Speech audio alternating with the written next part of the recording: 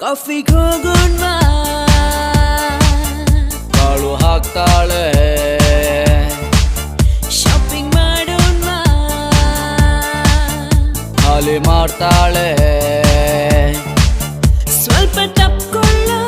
ಬಿಸಿ ಆಗುತ್ತೆ ದೂರ ನಿಂತ್ಕೊಳ್ಳ ಚಳಿ ಆಗುತ್ತೆ ಏನು ಮಾಡೋದು ಮುದ್ದು ಮಾಡೋಣ ಲಿಪ್ಸ್ಟಿಕ್ ಅಂಟುತ್ತೆ ಕುಸ್ತಿ ಮಾಡೋಣ ಮೈ ಕೈ ನೋಯುತ್ತೆ ಸ್ಕೂಲಿಗೆ ಹೋಗೋಣ ಮೇಷ್ಟ್ರು ಬೈತಾರೆ